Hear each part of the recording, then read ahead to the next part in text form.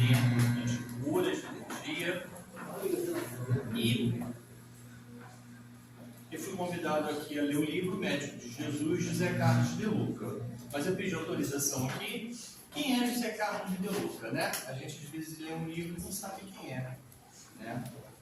Ele, na realidade, ele é um advogado, um grande advogado de São Paulo, tá? Mas em 1989, quer dizer, já alguns anos atrás, ele entrou na magistratura e ele hoje é um juiz de direito em São Paulo, tá? E ele se dedica também, tá, a palestras, já escreveu mais de 10 títulos de livros. Ele tem um público estimado das palestras de mais de 300.000 pessoas, certo? E todos os direitos autorais, tá, de todos os livros deles são destinados a entidades filantrópicas, localizadas em São Paulo, cuja renda ajuda a manter 1.500 irmãos. Tá? Ele também tem alguns programas na Rádio Boa Nova, Rádio Mundial, que eu nem conhecia, vou até procurar ver que rádio é essa, tá? O programa de Minuto com Chico Xavier. E ele, no início do livro, ele fala uma coisa aqui que, assim, eu já tinha ouvido antes, mas a gente passa a batida e não percebe isso, né? Jesus, ele ele é o maior terapeuta que a humanidade, tá? Tem, certo? E ele também, nesse livro, ele convida todos, eu nunca tinha ouvido falar essa palavra, tá? Evangelioterapia. É uma terapia do evangelho, né? E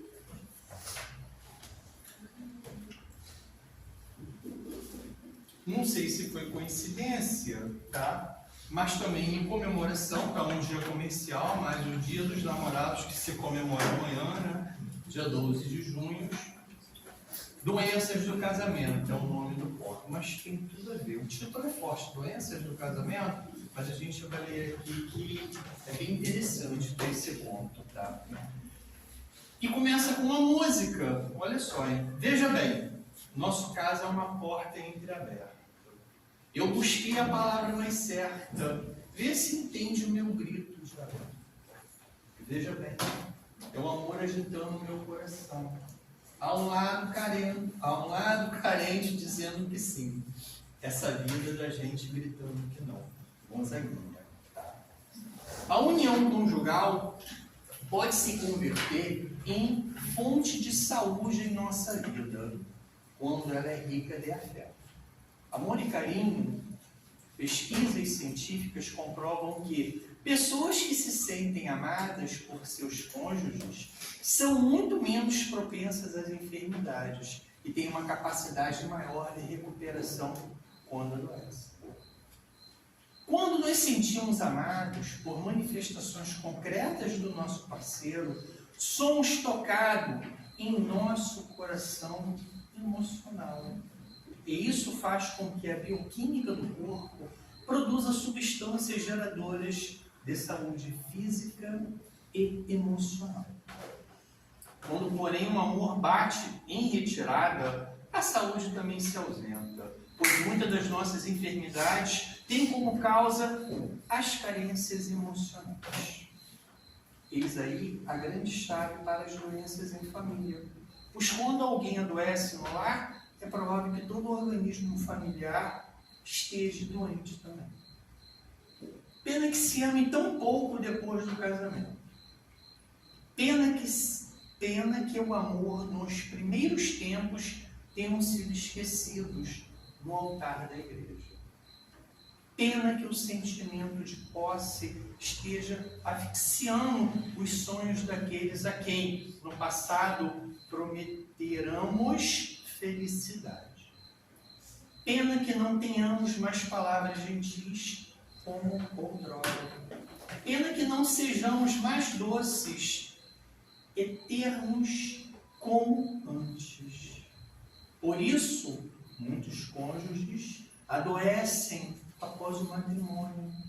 A doença nada mais é do que o grito de alerta parceiro enfermo exigirá também a cura de seu companheiro. A enfermidade que mais mata no casamento se chama anemia amorosa. E para esse mal, o médico Jesus, há mais de 2000 anos, vem receitando o remédio do ame o seu próximo como a si mesmo. É bonito, né? Chega... É um verso, um poema, é tudo, mas é uma lição, né? Bacana, muito bonito a reflexão. Mas então, tá...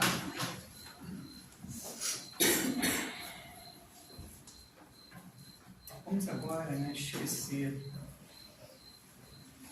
a nossa vida, né, que com certeza é atribulada, a nossa correria do dia a dia, metas de vida, metas de trabalho, de empresas.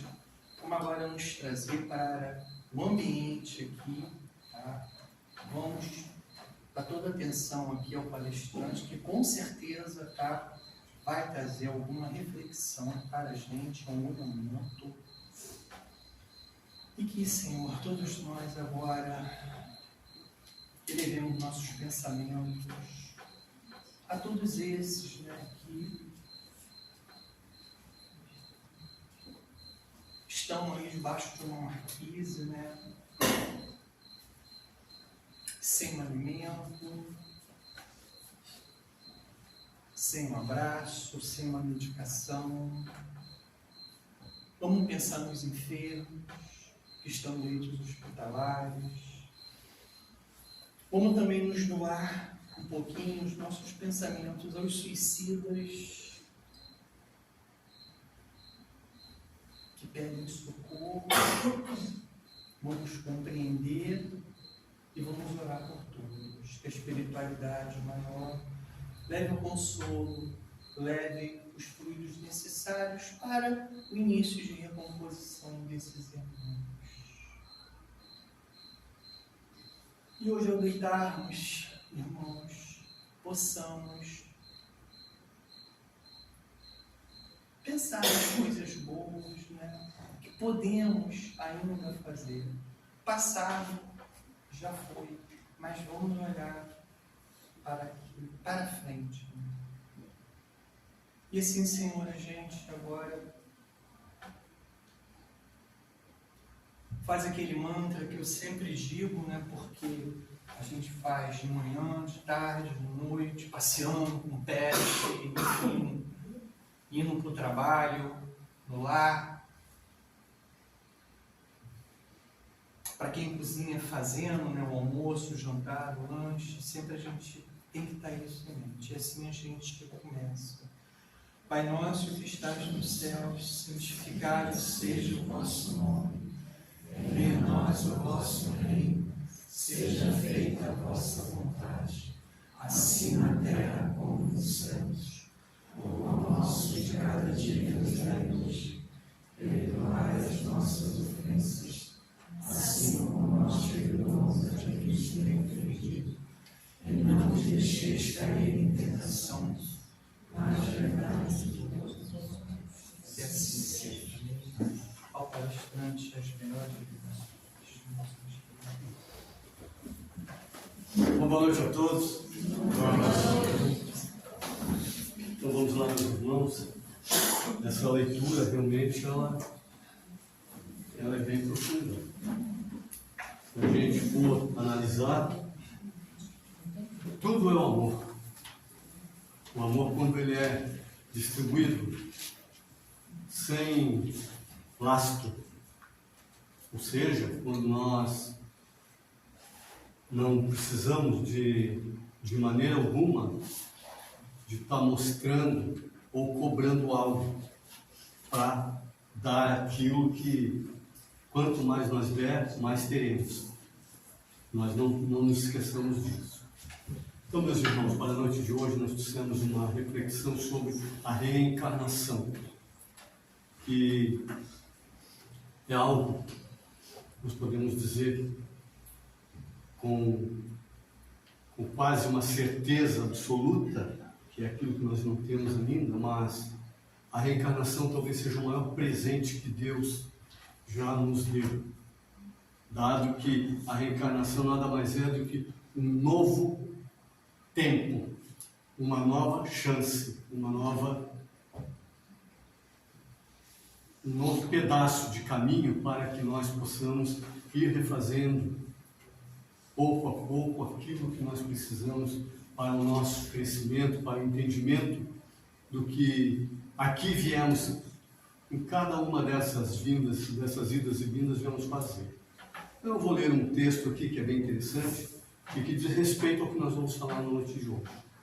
É uma metáfora que nos faz pensar no que pode haver depois.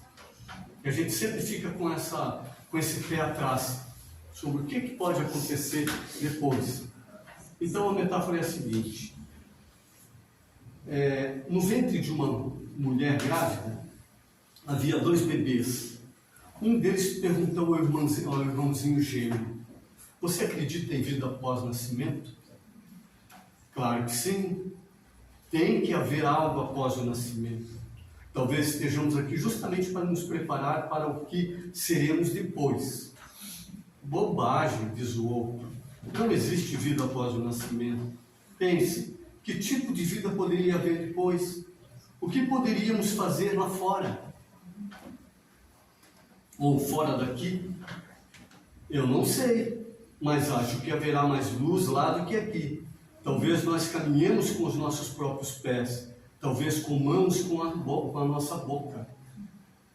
Que absurdo, diz o outro. Onde já se viu caminhar e comer com a boca? É totalmente ridículo. É o cordão umbilical que nos alimenta. Aliás, sem ele é impossível a vida, ainda mais depois do nascimento, sabendo que o cordão umbilical é tão curto.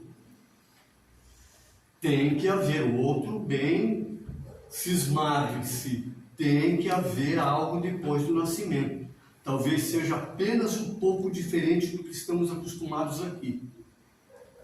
Ninguém nunca voltou de lá para falar disso. Isso aí já é uma palavra que a gente escuta muito, né? Não só para esse lado, mas para o outro também. Para falar disso, o parto encerra a vida e fim. E afinal de contas, a vida nada mais é do que uma angústia prolongada na escuridão. Eu tenho certeza que veremos a mamãe depois do parto e ela cuidará de nós. Mamãe? Você acredita na mamãe? E onde é que ela está? Onde? Em tudo à nossa volta. Nós vivemos nela. Sem ela, nada disso aqui existiria. Eu não acredito. Nunca vi mamãe nenhuma. É claro que não existe mamãe nenhuma. Sabe, irmãozinho? Às vezes, quando estamos em silêncio, podemos ouvi-la cantando. Ou sentimos como ela afaga o nosso mundo. Sabe? Eu penso que só depois de nascidos é que a nossa vida vai ter mais plenitude, uma nova dimensão. E aqui, onde nós estamos agora, só estamos nos preparando para essa outra vida.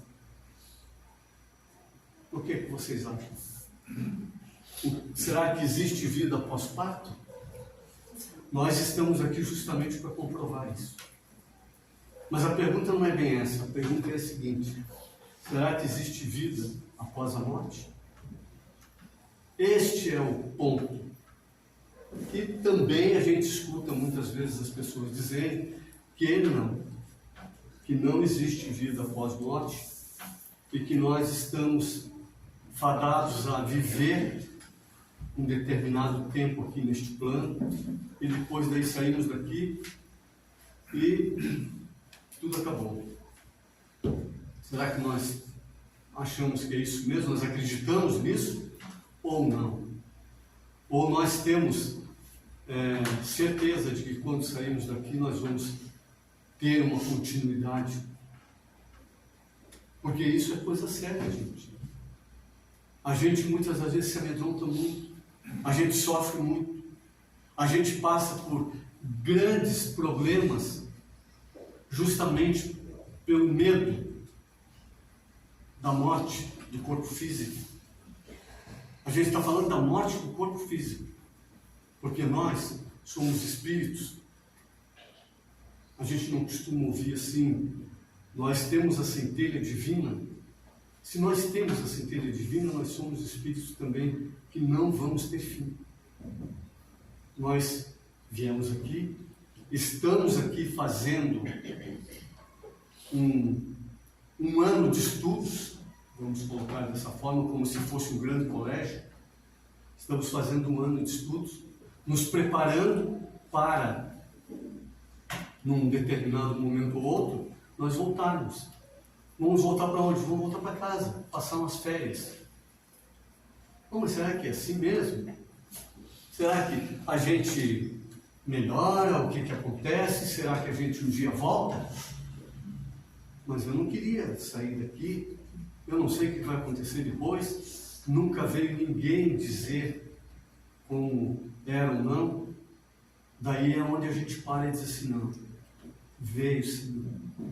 A gente tem hoje, em todo o Brasil, em todo o planeta em si, irmãos nossos que saem do corpo físico e voltam para dizer como é. Nós temos hoje uma literatura imensa que é justamente despejada as mãos cheias para todos nós, para que nós possamos realmente saber o que acontece pós saída do corpo físico. Ou seja, quando a gente volta, no caso, para lá, o túmulo, a sepultura, o que fica lá? Lá fica, no caso, esses elementos que são daqui. Esses sim, esses ficam aqui. Mas nós continuamos. Porque o espírito não é material. Toda materialidade, ela sempre vai ter uma modificação na sua trajetória. Sempre. A gente pode ver, não, mas existe aí um determinado tipo de aço que não se acaba nunca, se acaba assim. Tudo que é material, ele tem um começo, ele tem um fim. Mas nós não. Então é nesse sentido. Mas o que acontece é que nós temos medo. Nós temos medo do que pode nos acontecer. Aliás, o medo é uma coisa natural e normal, em partes até bom, porque nos mostra e faz com que nós nos preservemos em determinados momentos de algum perigo, algum problema que seja iminente, que possa, no caso, nos trazer aí problemas para o corpo físico. Mas então quando o sujeito cai, bate a cabeça e morreu, o que vai acontecer com ele? O que vai acontecer com ele é o que acontece com qualquer outro. Porque a forma como nos diz a espiritualidade, a forma como o espírito sai daqui, para ele, não faz muita diferença não. Essa diferença vai fazer para nós. Vai fazer para nós porque, dependendo da forma como nós saímos daqui, a gente pode realmente sofrer bastante pelo ente querido nosso, ou aqueles que convivem conosco, que sofrem. Nos diz também a espiritualidade que não deixa de ser um ensinamento para nós. Porque tudo o que acontece conosco aqui sempre é realmente para nos ensinar. Nada que nos acontece aqui seria, no caso, para nos deixar aí de uma forma como nós podíamos dizer assim, mas o pai está me sacaneando. Não existe isso não. O pai, nosso pai maior, ele simplesmente é amor. Ele criou leis, elas estão aí as leis, estatuídas. E o que é que nós fazemos? Nós por acaso conhecemos a fundo essas leis? Porque se nós conhecermos a fundo, com certeza nós vamos ter uma vida muito plena, muito boa aqui. Mas pelo fato de nós desconhecermos essa lei, é que cria essa dificuldade para nós. E nós podemos dizer assim, mas eu não conheço. É a mesma coisa com as nossas leis humanas. é feita uma determinada lei e cumpra-se. Eles não vão perguntar lá para o Nazareno, vão perguntar lá para o outro lá, se realmente ele compreendeu ou ele aceita. Não, nós vamos ter que aceitar e pronto. Lei é lei. É assim. Então nós temos as leis divinas, as quais nós conhecemos ainda muito pouco. Tanto que se a gente conhecesse bem as leis divinas, nós iríamos saber que a reencarnação é algo do cotidiano nosso. Nós já viemos aqui muitas e muitas vezes. Viemos e retornamos à casa paternal. Então, por que alguém pode perguntar assim, mas por que então que a gente vem aqui se a gente podia fazer tudo isso lá? A primeira coisa, vamos aprender a lidar com o quê? Vamos aprender a lidar com valores. O espírito não necessita de valores lá. Então como que ele vai aprender a lidar com isso? O espírito lá não passa por problemas de dores físicas. Então, se eu não tenho corpo físico, como que eu vou aprender a lidar com isso lá? Porque a dor física, ou então a própria enfermidade física, ela é o quê? Ela é, em determinados momentos para nós, o freio. O freio para que a gente não passe os pés pelas mãos. Porque é isso que nós fazemos praticamente toda vez. Quando nós estamos bem, o que nós fazemos? Nós, por acaso, paramos e pensamos na nossa existência? Nós vamos falar na nossa vida, vamos falar na nossa existência aqui. Nós paramos, eu vou fazer o seguinte, já que eu tenho aí um tempo de folga, de descanso, eu vou procurar ler, vou procurar aprender, vou correr atrás daquilo que pode me trazer tranquilidade. Não, a maioria das vezes eu penso assim, não, eu vou aproveitar a vida. Ou se alguém chega para mim e diz assim, olha, você tem aí 1 mês de vida. O que era para mim fazer se eu realmente acreditasse na reencarnação? Acreditasse que eu saio daqui e vou continuar lá. Eu disse assim, opa, já que eu tenho esse tempo então eu posso parar com as outras coisas, já que logo eu vou partir e vou me aprofundar, principalmente no meu lado espiritual, que eu não conheço nada ainda. Mas não é isso que a gente vê. Diz assim, não, a pessoa vai fazer o quê? A pessoa vai tentar aproveitar a vida. Até o último minuto. Já que eu vou embora mesmo, então, tá bom. Vamos fazer tudo que a gente tem na cabeça para fazer. Então, a reencarnação, ela é interessante porque nós podemos pensar assim, numa escola a gente vê as crianças, vamos falar das crianças aqui, bater o sinal do recreio, aonde todo mundo vai, no pátio se junta e você olhando assim, você não sabe quem é quem. Ali não dá para dizer aquele ali é mais desenvolvido, aquele ali é menos, esse é assim, esse é assim. Eles brincam todos juntos, coisa e tal. Termina o horário, bate o sinal, bate a sineta. O que acontece? Cada qual vai procurar o seu degrau de entendimento, ou a sua sala. Então ali a gente pode dizer assim, então aqueles ali são da sala tal, aqueles da tal. É assim que acontece conosco aqui, no plano terreno. Não tem muita diferença. Daí, o que acontece a cada semestre, a cada trimestre, no caso? Se eu estiver errado, a Tânia me corrige, né, Tânia? Tem uma avaliação. Avaliação do aluno, como que ele está. Essa avaliação nós também passamos por ela, aqui. Só que não nos é cobrado da forma como é cobrado no colégio. Daí chega no colégio e diz assim, meu querido, por que você não foi bem? Eu não fui muito bem por causa do meu coleguinha lá, que me tirava toda a atenção. E daí então eu não fui muito bem. São desculpas que a gente dá para a vida de relação. A gente dá muito desse tipo de desculpas e acabamos, muitas das vezes, perdendo grandes oportunidades de dar um passo melhor. Dá um passo mais firme na direção do nosso crescimento. Crescimento espiritual. Porque é disso que nós precisamos. Então, depois dessas situações, a gente vai vendo. Está chegando próximo do final do ano e o aluno está lá se batendo. Daí o que ele vem fazer? Ele vem pedir uma nova chance. Poderia fazer mais um teste, mais uma prova, para conseguir tirar mais uma nota, para alcançar talvez a média que eu necessito para passar de ano. Porque se eu não passar de ano, o que vai acontecer? Os meus coleguinhas vão todos lá para o outro lado, para outra série, e eu vou ficar aqui.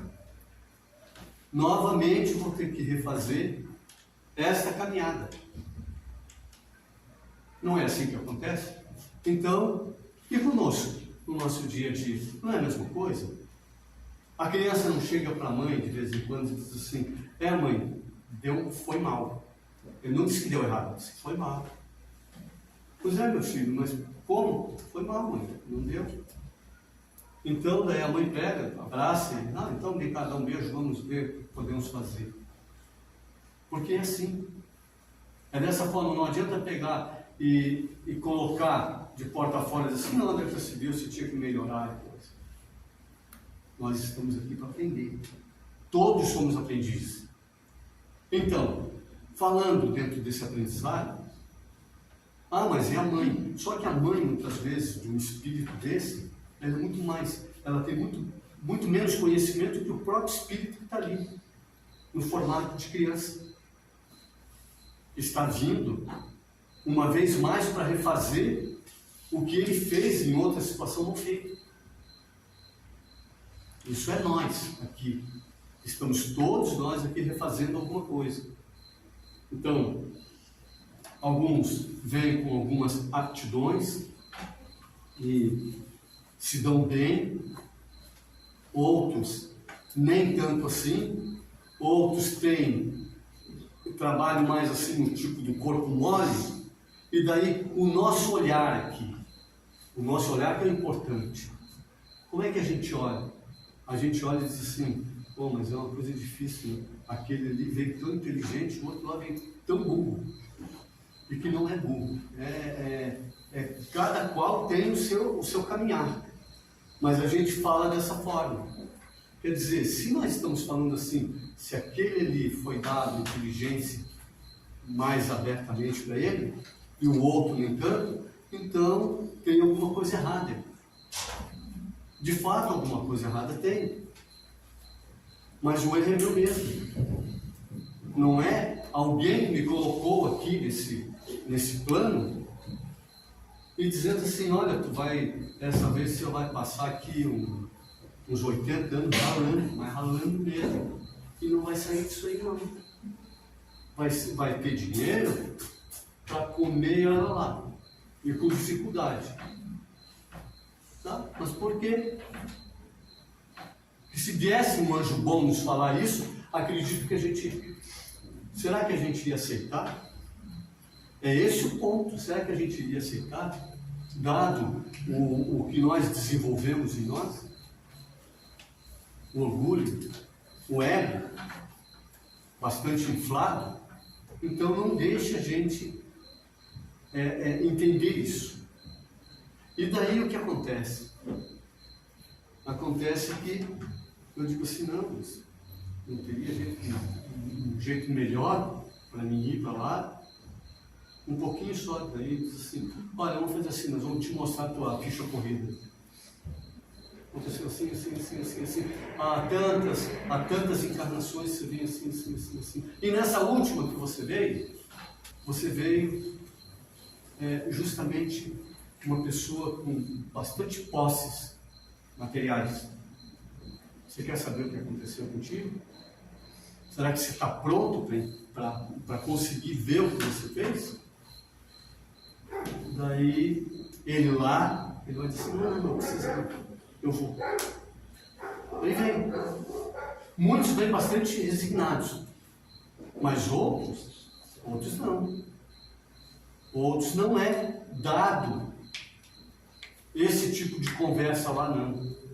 Já vem mais, assim, é necessário, não tem muito arrego. Você já veio uma vez, foi duas, foi três, agora vai ser dessa forma aqui. Vai lá, faz a tua parte. Vai ter ajuda? Claro que vai. Deus nunca nos deixa sozinho, a gente nunca está sozinho. Por mais que a gente ache que foi abandonado, qualquer coisa, não. Nunca. E a gente tem espíritos familiares, espíritos amigos, que sempre passam uma encarnação inteira junto com a gente aqui, nos ajudando, de vez em quando, nos chamando assim, lembra lá antes que você vinha que a gente falou, que no momento da dificuldade a gente ia estar próximo? Lembra disso. E isso realmente é uma coisa importante, porque isso ajuda a gente a dar uma desacelerada, no caso, naquelas situações negativas que a gente vai e entra dentro do poço. Porque é isso que acontece conosco.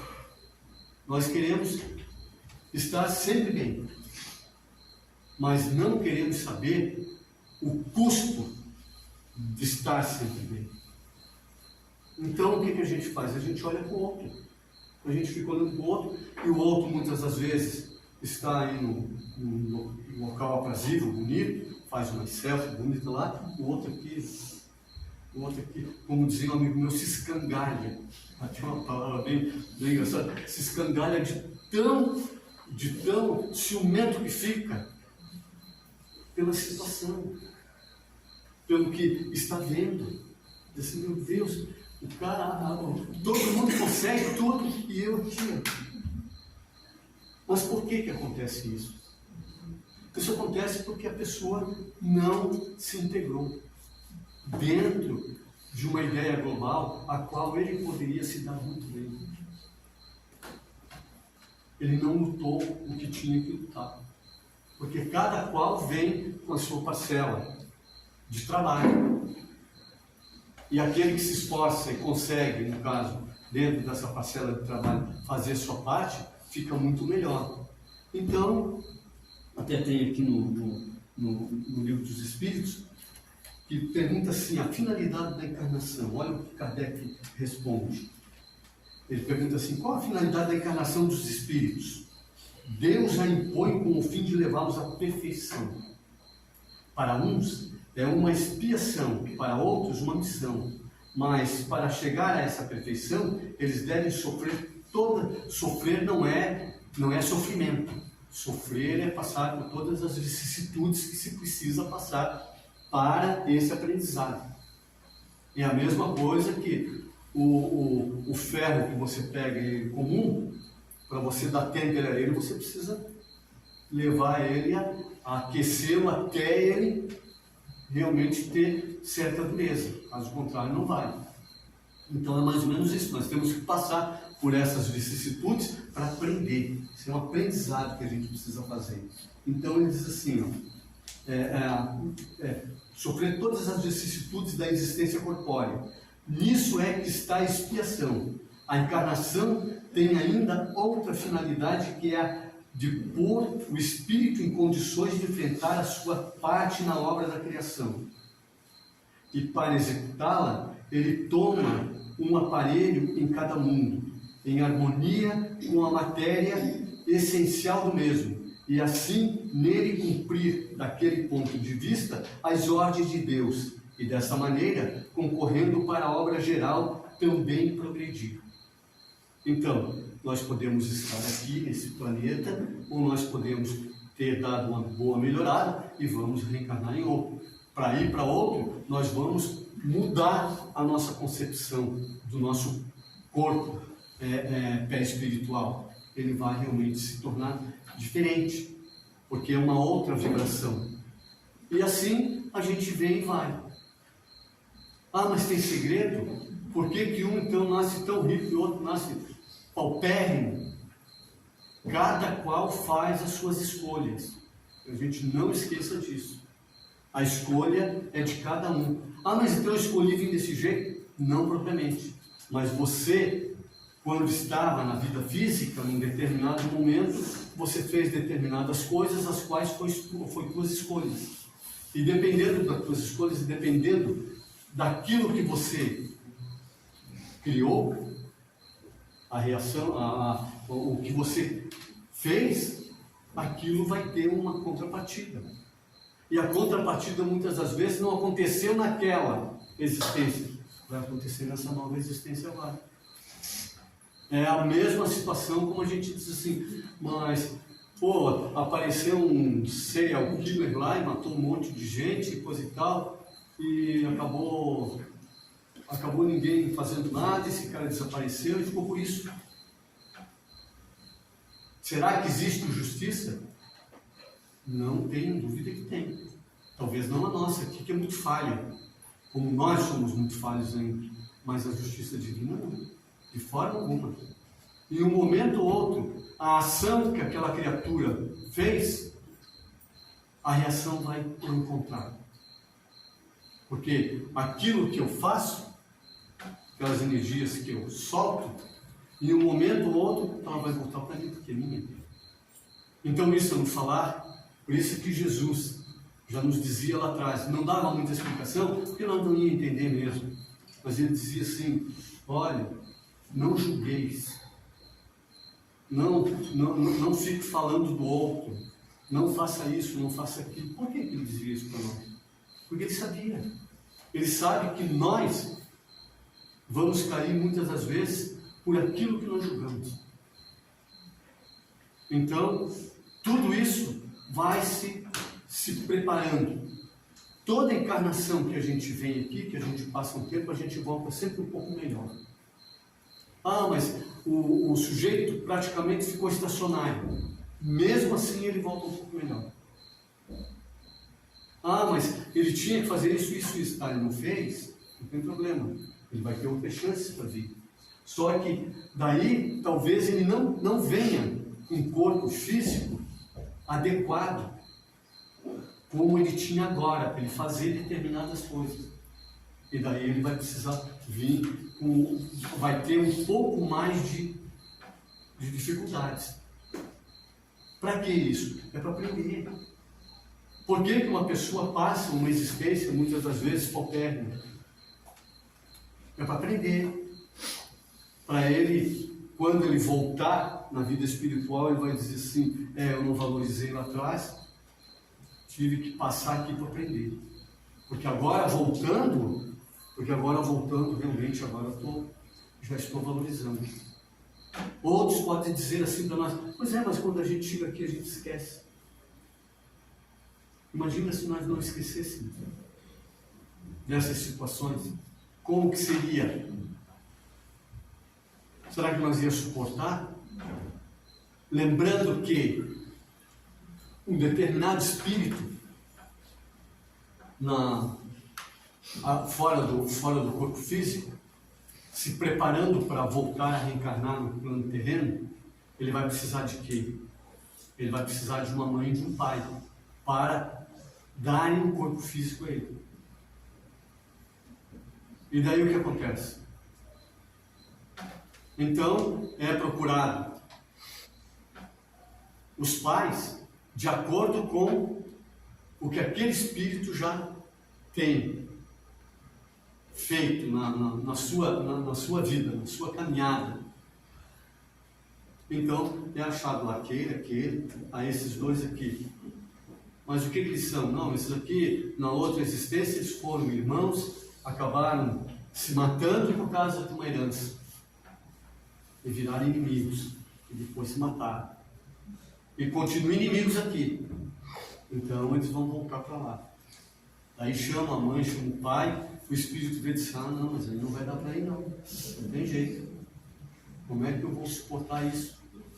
Lógico, a espiritualidade vai trabalhando, e até que convence-os de vir. Chegou aqui, é muitos casos que a gente vê de vez em quando, que a gente já viu assim, de pais e mães falar assim, meu Deus, muitas vezes não consigo nem olhar para ele. É culpa da mãe? É culpa do pai? Não. A gente costuma, na hora, já julgar. Assim, nossa, que mãe mais destrambelhada, não sei o quê. Não é, não. Isso aí são coisas, são resquícios lá de trás. Ecos que estão batendo na porta ali. Não é tão fácil não, mas muitas das vezes vem e vence. Porque o inimigo terreno do outro lado, quando vem, e aquele outro que ele tirou a vida lá atrás, lá que é o irmão dele na época, vem como mãe dele. E daí ela pega ele no colo, com a maior da alegria, e começa a trabalhar aquele amor.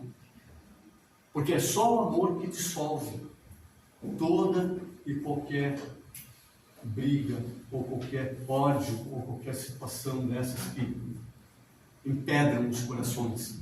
E daí sim, daí a coisa começa a andar, daí começa a melhorar. É um passo imenso que esses espíritos dão quando eles conseguem realmente, não vou dizer que façam tudo o que deveriam fazer, mas que fizeram grande parte daquilo que foi para se refazer.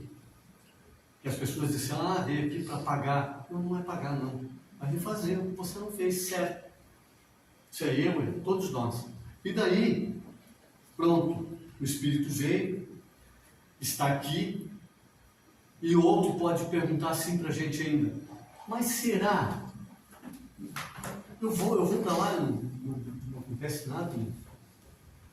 Kardec também diz, numa outra pergunta aqui, ele diz o seguinte, pergunta 171, ele diz o seguinte, vou achar a perguntinha aqui para vocês. Sobre o que se funda o dogma da reencarnação. Desculpe, não é esse aqui. Deixa eu pegar aqui, depois eu volto lá nela.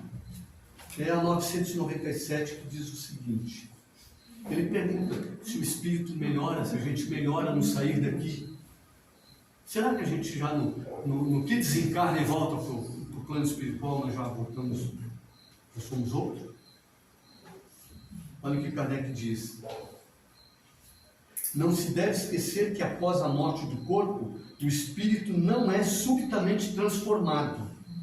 Se sua vida foi repreensível, é que ele era imperfeito. Ora, a morte não o torna imediatamente perfeito.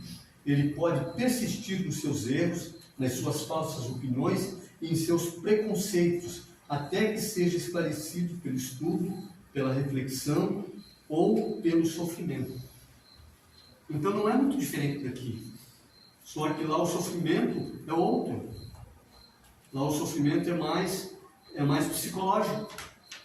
E aqui então, qual é o sofrimento aqui? O sofrimento aqui é a dor. A enfermidade, como nós tínhamos falado antes. Quantas pessoas sabem que não podem fazer uso de determinados tipos de alimentos, determinados tipos de bebidas? Outros sabem a ação prejudicial do tabaco, do cigarro ou de outras drogas que não vem ao caso de falar aqui, mas assim mesmo continuam a usar. Vai chegar um determinado momento que eles não têm outra forma, porque todo mundo vem aqui, tem livre-arbítrio e pode fazer o que bem entender. Então vai chegar uma hora que vai dizer assim, olha, esse aqui não tem mais jeito, a gente vai ter que dar uma freada nele. O que vamos fazer? Então, vamos deixar ele lá uns 3 dias lá de cama. Ele fica, para que é para ficar de cama? É castigo? Não, é para refletir. Daí ele se ressente daquilo, em uns 3 dias ele começa a melhorar, fica se sentindo melhor, mas basta uma semaninha e ele já volta para a vida que tinha antes, só bastou melhorar mesmo. Então a reflexão foi o quê? Foi fraca? Não. Ele não deu atenção para o que era necessário. Eu estou falando para vocês aqui de um livro de André Luiz, que é falado sobre isso. Então, o marido de uma determinada médium de um determinado centro espírita que André Luiz estava visitando como espírito, o benfeitor que cuidava de centro espiritual contando, disse assim, não, chegou um determinado momento que o companheiro dela, que já foi um trabalhador nosso aqui, ele se perdeu no caminho e começou a beber muito, muito, muito, muito. E ele tinha ganhos pelos benefícios que ele já fez e que ele já trabalhou. O que aconteceu? Ah, mas ele agora adoeceu? Primeiro foi uns 3 dias. E depois, então, foi relacionado com daquilo que ele fazia uso, relacionado, ele teve um problema sério de coração. E daí sim, ele não ficou 3 dias, ele ficou 4 meses num hospital, esteve em coma e depois voltou à vida. Quando voltou à vida, daí então estava mais fresco, mais tranquilo, longe dos amigos que também o levavam para aquelas situações. Daí ele conseguiu sair e voltar novamente a uma vida, uma regrada, não porque tem que ser regrada, é porque a gente não está aqui a passeio. A gente vem aqui justamente para fazer uma determinada caminhada e dar continuidade nela. Então, diz assim, qual é a tua missão aqui? Ah, não, a missão é para o espírito missionário, que já é. Não, todos nós temos. Todos nós temos. Não importa o tamanho dela. Porque o que vai importar é aquilo que nós estamos aqui fazendo de aprendizado. Então não importa o tamanho dela. Nós temos que fazer. Nós temos que buscar. Nós temos que correr atrás. Porque dentro de uma casa dessa, dentro de um trabalho fraterno, ou outros trabalhos, de cirurgias espirituais, tudo é ajuda. Agora, quem precisa dar o primeiro passo é sempre aquele que está passando pelos problemas ao qual muitas das vezes ele adentra essas portas aqui. Então é assim. O que nós temos que fazer? Vamos pedir a Jesus todos os dias, dizer assim, mestre, que amanhã eu reencarne com uma nova ideia, com um novo pensamento, que eu possa, nessa nova reencarnação, acordar amanhã, ser melhor. Por que a gente fala um acordar amanhã? Porque realmente a gente está todas as noites fazendo. A gente dá uma saída daqui, é a mesma coisa como sair do corpo físico no momento em que deixa o corpo físico. Nós saímos presos pelo cordão que nos segura, sim, mas não deixamos de morrer todas as noites para reacordar no outro dia. Então, que a cada hora do outro dia que a gente possa realmente fazer essa reencarnação de ideias, de pensamentos, vendo aí enquanto está a coisa fresquinha e fácil de lembrar, que nós somos muito fáceis também de esquecer, que a gente faça aquele mal feito, que a gente já possa consertar ele. O mal feito de ontem, consertar amanhã. E assim seguir. Porque o Cristo também sempre falou uma coisa, que ele dizia assim, no momento da tua saída daqui, que você, ao sair, não carregue junto contigo seus inimigos. Isso é uma coisa que a gente sempre pensou, mas quem é meus inimigos? Meus inimigos são aquelas ideias que eu carrego constantemente comigo aqui dentro. E enquanto eu não trabalhar e não melhorar isso, eu sempre vou estar num estado de tensão ou, muitas das vezes, num estado de adoecimento. E isso é coisa que acontece para um ou para outro, não, acontece para todos nós. E a todo momento. E a gente precisa realmente tomar uma atitude. E a partir do momento que eu tomo uma atitude, dizer assim, chega, esse tipo de coisa eu não quero mais para mim. Esse tipo de ideia, esse tipo de pensamento não serve mais para mim. Com certeza eu não vou estar sozinho. Eu sempre tenho outros me ajudando. E a cada vez que eu peço, Pai, eu preciso de ajuda. Não naquele formato que a gente enxergaria que seria ajuda. Mas a ajuda vem. Não nos esqueçamos disso. Ela vem e a gente muitas das vezes vai notar essa ajuda, talvez aí, até muitas das vezes 5, 6 meses depois. Foi dada uma reviravolta ali, se não fosse aquilo, aonde eu estaria agora? Então, a gente é um ser espiritual que vem aqui, faz esse trabalho aqui, importantíssimo para todos, cada qual fazer o seu.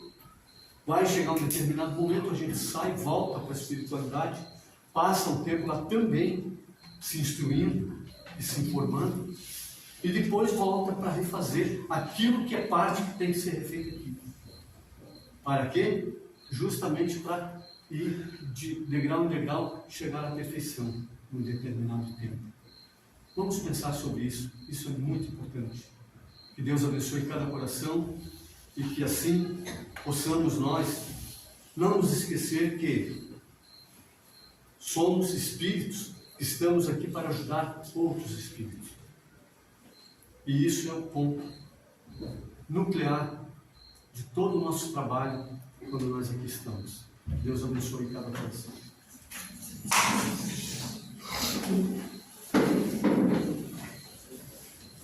Obrigada, Márcia.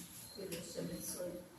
Bendita a reencarnação, bendita a oportunidade que a gente recebe todos os dias, que muitas vezes a gente está o tempo inteiro contestando Deus, nos porquê que eu sou assim, por que eu sou assado, e tudo que está acontecendo na nossa vida hoje, escolhas nossas. Se cada um olhar para dentro de si e entender o que tudo que está acontecendo conosco, os nossos maridos foi nós que escolhemos, os nossos pais, o nosso emprego. Temos oportunidades o tempo inteiro, mas o que a gente faz nas oportunidades? Terceiriza. Se deu certo, foi nós. Se deu errado, foi Deus. Então, que possamos sair daqui refletindo sobre tudo isso que o nosso irmão falou, acreditando ou não, a reencarnação não vai deixar de existir, porque nós não acreditamos, que a gente usa a nossa inteligência a nosso favor. Então, convido a todos a levar o nosso pensamento a Deus, a Jesus, a nossa Mãe Maria Santíssima, que ela possa nos orientar, que possamos ter discernimento para entender os desígnios de Deus. E assim, Senhor, queremos colocar diante de Ti, diante de Maria, todos os Teus filhos que estão em tratamento nessa casa, todos aqueles nomes que estão no caderno de prece, aqueles irmãos que se encontram no leito do hospital, por toda a humanidade, Senhor, que clama a Tua misericórdia, mas que não conhece. E assim vamos fazer a prece que o Senhor nos ensinou. Pai nosso, que estás no céu, santificado seja o vosso nome. Venha a nós o vosso reino. Seja feita a vossa vontade, assim na terra como nos céus. O pão nosso de cada dia nos dai hoje. Perdoa, Senhor, as nossas ofensas, assim como nós perdoamos a quem nos tem ofendido. E não nos deixeis cair em tentações, mas livrai-nos de todo mal, que assim seja. E assim pedimos permissão para darmos por encerrado a palestra doutrinária da noite de hoje, que ao sairmos daqui possamos levar para os nossos lares muita paz e muito amor no coração. Pedimos a todos que fiquem em silêncio, que vamos ter o paz, que o trabalho continue na câmara, que assim seja. Eu posso cantar uma música, principalmente os casais.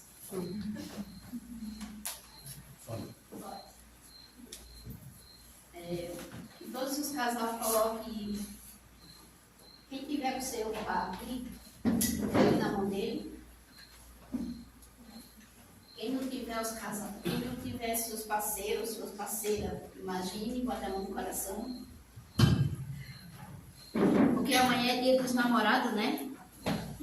Disse que dia dos namorados é uma vez só no ano. Que o certo mesmo é dia dos namorados ser todos os dias.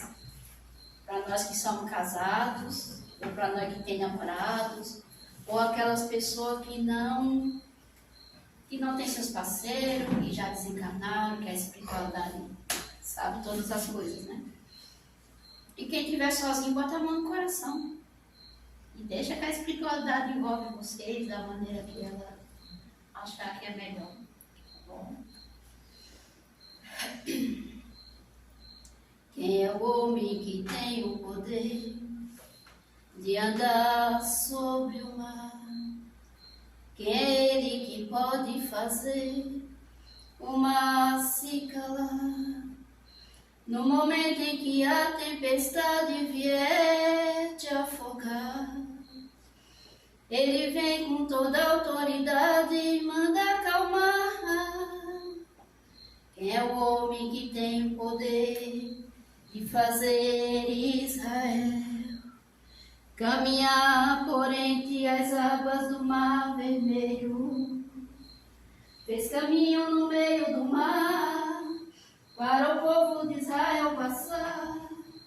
Do outro lado, com os pés enxutos, puderam cantar o hino da vitória. Quando estiver frente ao mar e não poderá atravessar, chame este homem com fé, só ele abrir o mar. Não tenha medo, irmão, se atrás vem Faraó, Deus vai te atravessar e você vai entoar o hino da vitória. Toda vez que o Mar Vermelho tiver que passar, chame logo este homem para te ajudar. É nas horas mais difíceis que ele vai te ver. Pode chamar este homem que ele tem poder. Se passares pelo fogo, não vai te queimar. Se passares pelas águas, não vou me afogar. Faça como Israel o mar atravessou, e no nome do Senhor, hino de vitória, o outro lado cantou. No outro lado cantou. No outro lado cantou.